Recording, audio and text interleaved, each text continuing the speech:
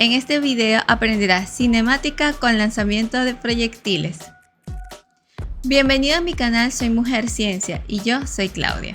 Let's go. ¿Qué relación hay el juego de fútbol con el movimiento de proyectiles? Muchas veces puede ser que con su pie, al patear el balón, crean una trayectoria parabólica, que está relacionada con el movimiento de proyectiles.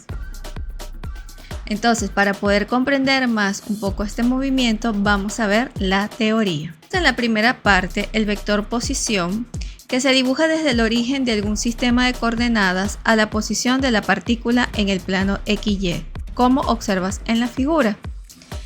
El vector desplazamiento va a ser la diferencia entre su vector de posición final y su vector de posición inicial, como observas en la ecuación. Delta R va a ser definido como R final menos R inicial, todo esto en vectores. El vector posición, vector velocidad y vector aceleración. La velocidad promedio se define como el desplazamiento de la partícula dividido entre el intervalo de tiempo, como se observa en la ecuación. La velocidad instantánea es igual a la derivada del vector posición respecto al tiempo conforme este tiende a cero. Como observas en la ecuación, la velocidad instantánea va a estar definida como el límite de delta t cuando tiende a cero de delta r entre delta t, que esto va a ser la derivada de r de la posición con respecto al tiempo. ¿Qué quiere decir instantánea y promedio? Cuando es promedio usamos valores del tiempo, digamos como que números enteros, números grandes. En cambio, cuando queremos una velocidad instantánea son tiempos muy cortitos, muy pequeños, que prácticamente tienden a cero. Por ejemplo, 0.2, 0.4 o 0.2, 0.4, ahí es cuando usamos los valores de instantánea.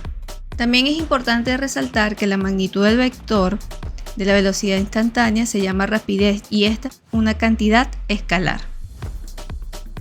La aceleración promedio se define como el cambio en su vector velocidad instantánea dividido por el intervalo de tiempo durante ocurre el cambio. La aceleración instantánea va a ser igual a la derivada del vector velocidad respecto al tiempo conforme este tiende a cero. Una pregunta. ¿Crees que la cinemática bidimensional es muy similar a la cinemática unidimensional? Es decir, el movimiento en dos dimensiones es muy parecida al movimiento en una dimensión. Y la respuesta es sí, se parece. Wow. Solo que existe una diferencia entre ambos movimientos. Para el caso de bidimensional, que sería de dos dimensiones, vamos a usar notaciones vectoriales. En cambio, en el movimiento de una dimensión, solamente nos guiamos a través de los signos, sea bien positivo o negativo, para indicar la dirección del movimiento. Movimiento en dos dimensiones con aceleración constante. El movimiento en dos dimensiones se puede representar como dos movimientos independientes en cada una de las dos direcciones perpendiculares asociadas con los ejes X y Y. Cualquier influencia en la dirección del eje Y no afecta el movimiento en la dirección del eje X y viceversa. Esto es muy importante porque quiere decir que el movimiento en dos dimensiones vamos a estudiar dos movimientos unidimensionales, es decir, en una dimensión, tanto uno en el eje X como el otro en el eje Y, al mismo tiempo. Como observas en la figura, observas cómo sería el movimiento de esta partícula que va teniendo movimiento en X y en Y. Fíjate que no es lineal, ni tanto para X ni como para Y. Movimiento en dos dimensiones con aceleración constante. El vector de posición y velocidad para una partícula que se mueve en el plano XY es el siguiente. Vector posición es igual a X en Y más Y en J.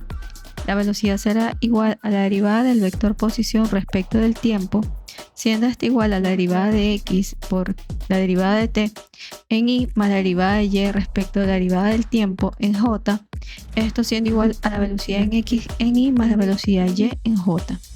Vector velocidad como función del tiempo. El vector velocidad final será igual a la velocidad X inicial más la aceleración de X por el tiempo componente en Y más la velocidad de Y inicial más la aceleración en Y por el tiempo componente J, siendo igual a la velocidad de X inicial en Y más la velocidad de Y inicial en J más la aceleración de x en y más la aceleración de y en j por el tiempo. Esto es igual al vector velocidad inicial más la aceleración por el tiempo. Vector de posición como función del tiempo. Posición final para x y posición final para y, vemos las siguientes ecuaciones. Sustituyendo en la ecuación de posición final tenemos lo siguiente. X inicial más la velocidad de x inicial por el tiempo más un medio de la aceleración de x por el tiempo al cuadrado, toda esta componente en y, más y inicial más velocidad inicial de y por el tiempo más un medio de la aceleración de y por el tiempo al cuadrado, componente en j, obteniendo que la posición final será igual a la componente de x inicial en y más la componente y inicial en j más la velocidad de x inicial en y más la velocidad de y inicial en j.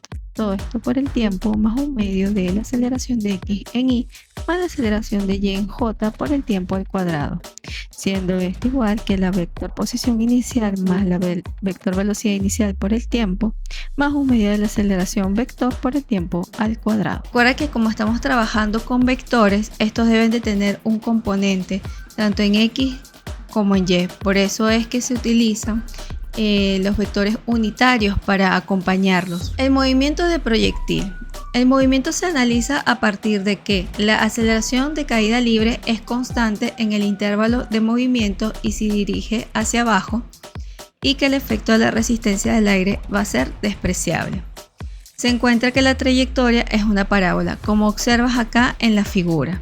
Observa que en principio tenemos una velocidad inicial, vector, con un θ inicial que hace respecto al eje de x, y este vector inicial tiene dos componentes, la velocidad inicial en y y la velocidad inicial en x. Esto se va manteniendo conforme va pasando el tiempo con respecto al mismo ángulo θ, que viene siendo el mismo θ inicial, y las componentes en x y en y. En el punto máximo de la curva de la parábola, observa que ahí la velocidad final en y va a ser igual a 0. Recuerda un poquito lo de caída libre. De ahí viene el porqué de la velocidad final en y va a ser igual a 0. Eso significa que, por ejemplo, en ese punto 3 la velocidad va a ser igual a la velocidad en x inicial. De igual manera, observa que una vez pasado ese punto, por efecto de la gravedad, ahora la velocidad va en el mismo sentido de la gravedad, es decir, la velocidad de la componente y. Así hasta que se mantiene hasta llegar al otro punto. Otra pregunta que te hago. Cuando un proyectil es lanzado hacia arriba y este se mueve con trayectoria parabólica, como lo estamos viendo, ¿en qué punto a lo largo de su trayectoria tú consideras que los vectores velocidad y aceleración del proyectil son mutuamente perpendiculares? Wow. Te acabo de dar la respuesta. Claro, en el punto máximo, cuando está en el punto máximo de la trayectoria de la parábola, en ese momento la velocidad final en y, es decir, esa componente va a ser igual a 0, y la gravedad siempre va hacia abajo. En ese momento, la gravedad, que es la aceleración, que va a estar constante en el eje y, con la velocidad en x, va a ser perpendiculares. Solamente en ese momento es que vamos a encontrar que esos vectores van a formar un ángulo de 90 grados. También es importante verificar que el movimiento de proyectil se representa como la sobreposición de dos movimientos. Movimiento de una partícula bajo velocidad constante en la dirección horizontal y el movimiento de una partícula bajo aceleración constante en caída libre en la dirección vertical. Entonces, el vector posición del proyectil como función del tiempo va a ser igual a la posición final igual a la posición inicial más la vector velocidad inicial por el tiempo más un medio del vector gravedad de la aceleración en el tiempo al cuadrado. Y las componentes en x y y de la velocidad inicial del proyectil van a ser igual. La velocidad inicial en x, velocidad inicial por el coseno de θ, y la velocidad inicial en y, velocidad inicial por el seno de θ. Recuerda que son las componentes. Ahora, como estamos trabajando con un ángulo, en este caso θ, para yo saber qué valores tienen las componentes en x y en y de la velocidad inicial, nos basamos entonces en la trigonometría. Recuerda que cateto opuesto se asocia al seno y cateto adyacente se asocia al coseno. Entonces es por ello que la velocidad inicial en y va a ser el cateto opuesto al ángulo θ. Es por ello que se representa como el valor del módulo de la velocidad inicial por el seno de θ, y en la componente x vamos a tener el módulo de la velocidad inicial por el coseno de θ, ya que esta es adyacente al ángulo θ, ya que el vector velocidad inicial va a ser nuestra hipotenusa. Puntos de especial interés para analizar son el punto máximo A con coordenadas R medio y H y el punto B con coordenadas de R y 0. La distancia R se llama alcance horizontal y la distancia H es su altura máxima. Entonces esto va a tener las condiciones de que el tiempo inicial va a ser igual a 0 y que la velocidad inicial en y va a ser positiva. Entonces veamos cómo nosotros podemos calcular esos valores. La altura máxima de un proyectil. Veamos la siguiente demostración. La velocidad final en y es igual a la velocidad inicial en y más la aceleración en y por el tiempo. Pero ¿qué ocurre? En ese punto máximo, la velocidad final va a ser igual a 0. Entonces esto va a ser igual 0 igual a velocidad inicial por el seno de θ inicial menos la gravedad por el tiempo que hay en el punto A. El tiempo en A va a ser igual a la velocidad inicial del seno de θ inicial entre la gravedad. En principio, lo que queremos saber es cuánto demora el objeto en llegar a ese punto máximo cuando la velocidad final en y se hace 0. Recordando la ecuación de posición, en este caso para el eje y, tenemos que la posición final va a ser igual a la posición inicial más la velocidad inicial en y por el tiempo más un medio de la aceleración en y por el tiempo al cuadrado. Si sustituyo que la aceleración en y va a ser igual al valor de la gravedad y que el tiempo va a ser igual al tiempo en el punto A, además que la posición final la voy a renombrar como h, nos queda la siguiente ecuación. Velocidad inicial por el seno de θ inicial por la velocidad inicial del seno de θ inicial entre la gravedad menos un medio de la gravedad por velocidad inicial seno de θ inicial entre la gravedad, todo esto elevado al cuadrado. Entonces, haciendo operaciones, tenemos lo siguiente, que la fórmula de altura máxima h va a ser igual a la velocidad inicial, el módulo al cuadrado por el seno cuadrado de θ inicial entre 2 veces la gravedad. Esa va a ser la fórmula que nos va a ayudar para encontrar el valor de la altura máxima cuando sea requerida. El alcance horizontal de un proyectil. Ahora, si observas, existe una parábola simétrica. Quiere decir que en esta demostración, en este estudio, el tiempo en el punto B va a ser 2 veces el tiempo de A. Esa va a ser una de las primeras condiciones. La velocidad en X inicial va a ser igual a la velocidad en X en el punto B. Recuerda que la velocidad en X se va a mantener constante. Entonces va a ser igual al módulo de la velocidad inicial por el coseno de θ inicial y la posición en B la voy a renombrar como R.